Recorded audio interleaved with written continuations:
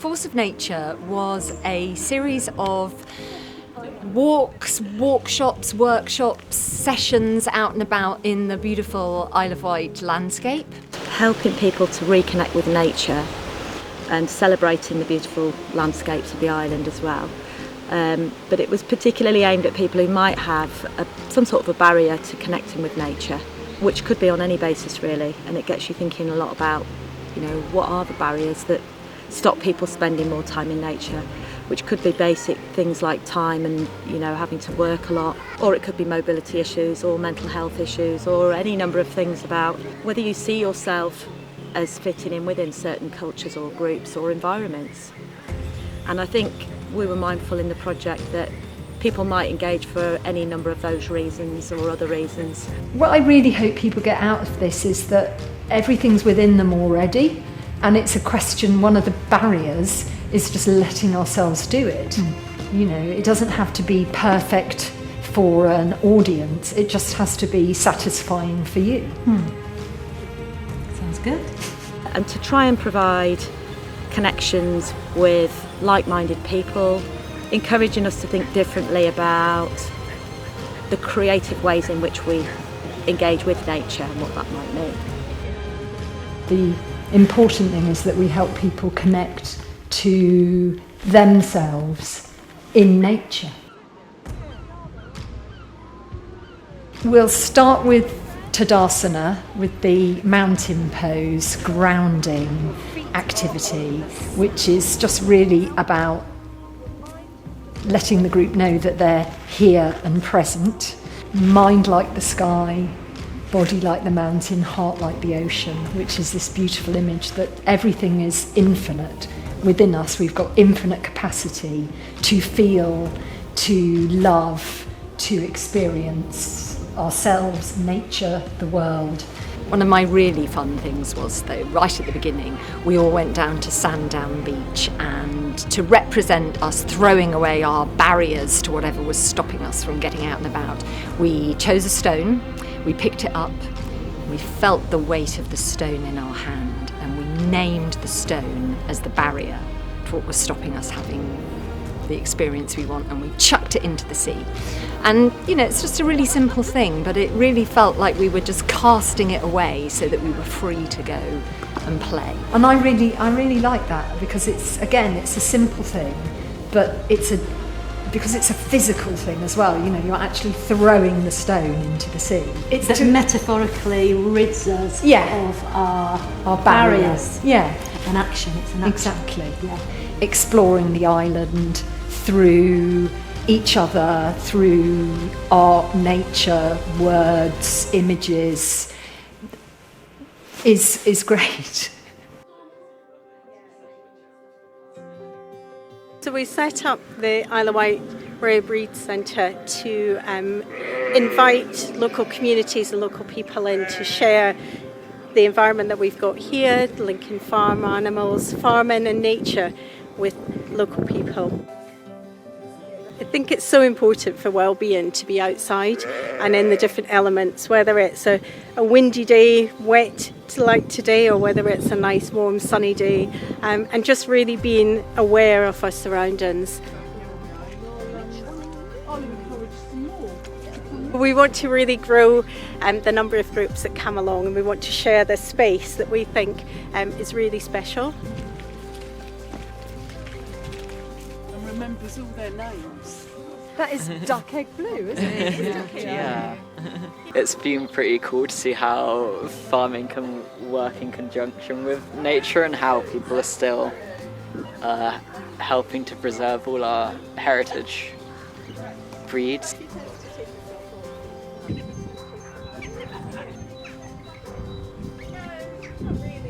It's just been lovely to spend time on the farm and have that closeness, not just with nature, but with also the domestic side of it and how they're symbiotic. It's not just, these animals aren't just a product, they're also part of the whole system, and it's just been really nice.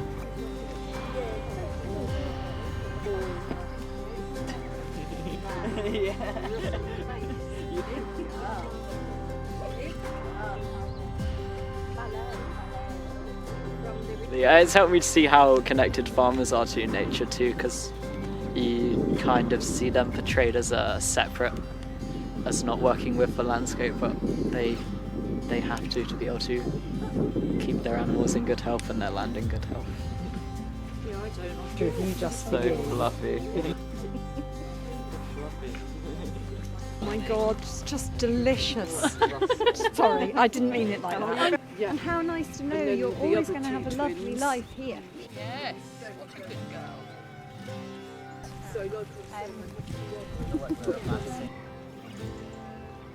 Then one of the messages they want to get out here is that, as with nature, everything is unique, and it's about celebrating how different people are and it's celebrating the individual, isn't it? And how everything. It's okay to be different. Exactly. No. Gina, I'll be on sheep guard.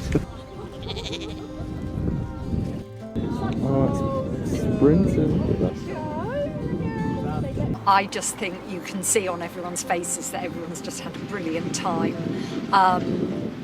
The kind of ingredients of the group are now going to dictate what we do next. You know, I mean, like everybody's got something that they're bringing, and that they want to share with each other.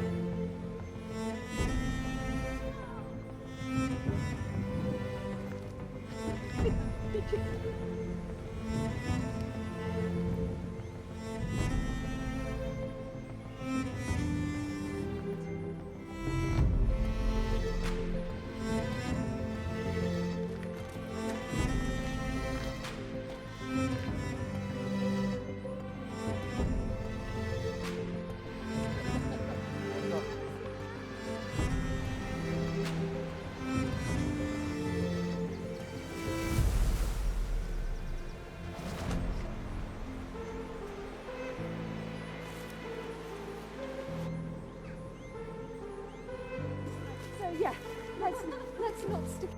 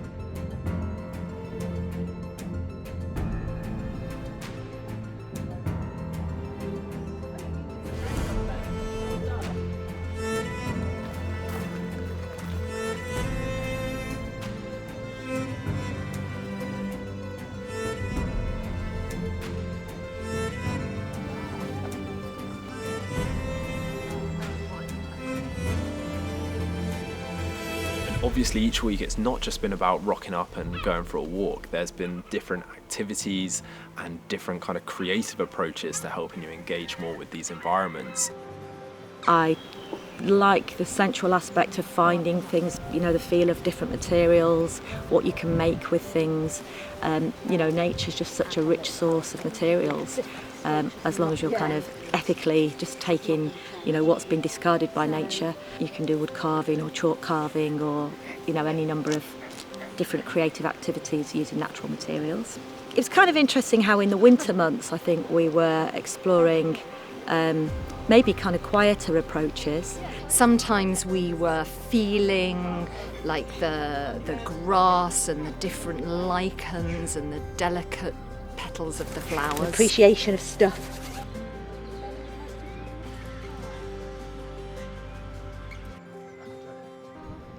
You never quite know what to expect. So I've read the poster, and I thought, would it be a little bit, dare I say, far out or hippy dippy, if I can use that expression, and it was.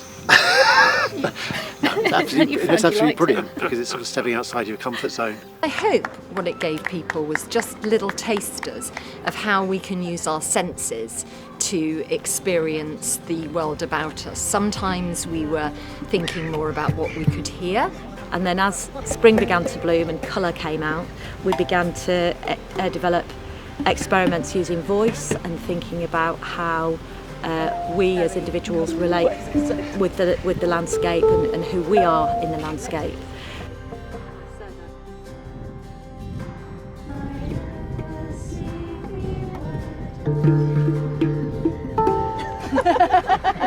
People are automatically drawn to it because it's a very tactile thing. And I think you can't help yourself. It's like anything. You're drawn in and something wills you to want to touch it. And that makes that sound. And what if... So I think at some stage or other, we're always tapping on tables or chairs, whether it's nerves or just boredom. It's always... We're finding sounds, aren't we? Or hearing sounds, even not always aware of it more acutely. The sound of nature is really important, and nature has influenced so much in music and song.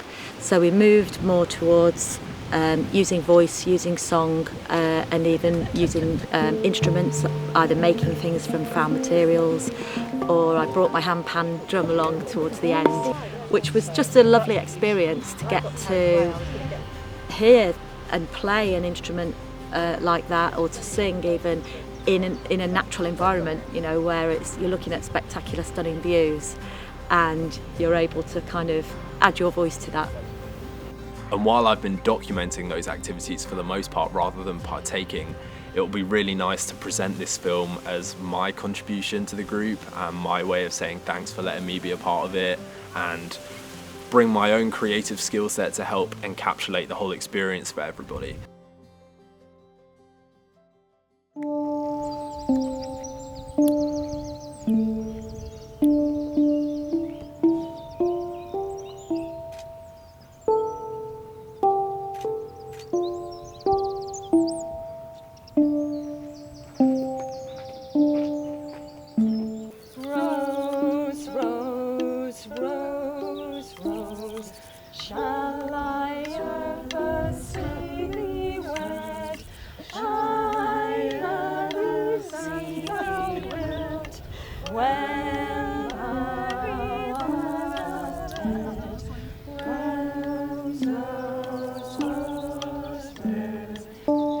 We spoke of our promises, our plans and dreams, of projects finished and ideas laid aside. We recommitted to our visions, to focus, clarity, choice and trust, eating bits of honey cake to seal our vows. Cake. Bringing our claims into us, where they might become a living part of our own forms. Are you going to Scarborough Fair? Parsley, sage, rosemary and thyme. Remember me to one who lives there. She once was a true love of mine. Parsley, sage, rosemary and thyme. Remember me to one who lives there. She once was a true love of mine. Dancing delightfully down in the garden, I squished on some daisies, oh I do beg your pardon. How marvellously funny it is to discover the lovely and luscious leaves returning my smile. I dance through the trees and sway in the breeze. Pleasure.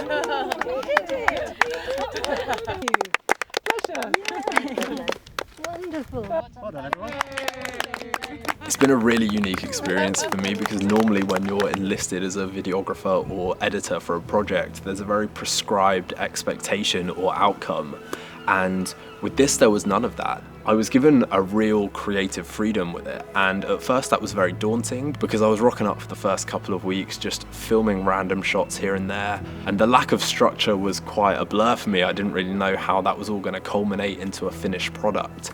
But eventually it just really clicked, and the more I spoke to people about their experiences at these different places, and the more shots I got of these different landscapes and different weathers, the story just started to write itself. You know, it was about the people and about their experiences. I think what I most enjoyed about the project was the people who I've met. You open up to other people's ideas. I think when you go for a walk on your own, you tend to see nature as you've always seen it. So having other people who've got ideas and skills and talents and ways of looking at the world, being out with them is great. It's just so fantastic to find that everybody who joined the group, without exception, it was like you'd found your own tribe. It's just great to be around other people, really.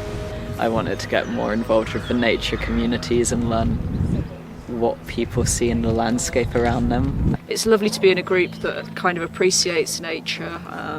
Different people have different knowledge, bring different things to the group.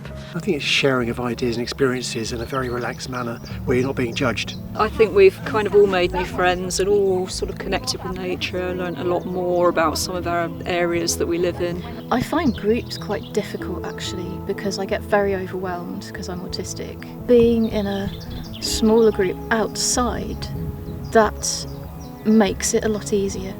For me, obviously, it was slightly different where I had the camera. I was a bit more on the periphery trying to capture those candid moments and reactions that people were having.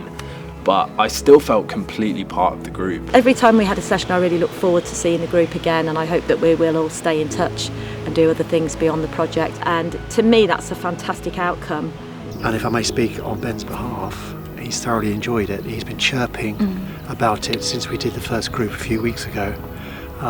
And last week he spontaneously said, Rebecca, the group, and started singing. So that sums it up for me. It was quite healing as well, quite a healing project, because we just all really enjoyed each other's company and had some lovely times and went to some beautiful places. We always like to try new things, don't we, Ben? We're always open to new opportunities, because there's a lot out there to see and do.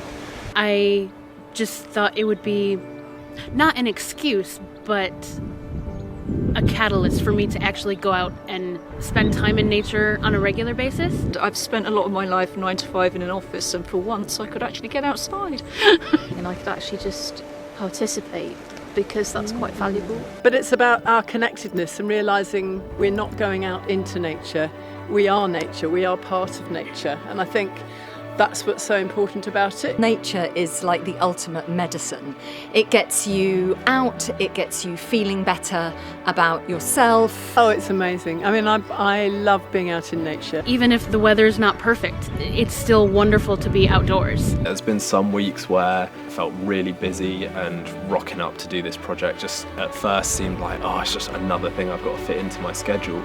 But when you get to these places and you get out in these really open environments where you can almost just go off and explore, there's a real meditative state that you get into, and it was a really cathartic experience actually some weeks. Literal and metaphorical fresh air. And as I think I said right at the beginning, you know, an open heart is the key to the door. If my mood is low or I'm feeling stressed, I just love being in green spaces. It really fires up all the senses, and it just is so good for your mental health. It's made quite a difference to me as well, because I've actually, since joining the Force of Nature project, I've gotten a small job with a local nature reserve, so that's been really quite something. I would have never have thought of it before. So you get inspired by something, like the lady singing and someone reading a poem, and I'm thinking, God, yeah, I haven't read poetry for years. And, oh, that's all right, and that's really, and it sparks off different ideas and things. Oh, yeah, I forgot about that, and it sort of opens avenues into new ideas and paths, and that can never be a bad thing. Yeah. You know, inspirational. And nature is inspirational, isn't it? It's the one true artist. Absolutely heavenly, it really is. I think for all its flaws as a place, nature really is the lifeblood of the Isle of Wight, and I think it's really the anchor for a lot of people in why they're so willing and proud to call it home. It's really unique and lovely to have this one group of people that you only do this one thing with. Being in the elements, it just resonates, this healthiness and the oxygen, and then this like ancientness of human beings being in nature and feeling the changes of seasons. I think it makes me want to be inside even less. I have kind of less fear of like, okay, so then just do it. And have you enjoyed it? Yeah. May all love surround you, and may the quiet light within you guide you home.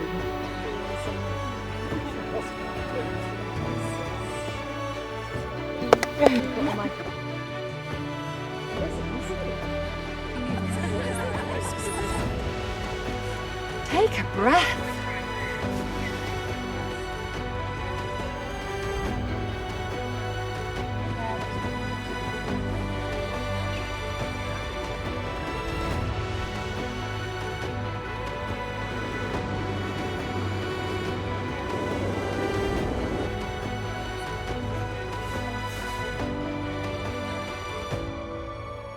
One at the back, she was a commercial.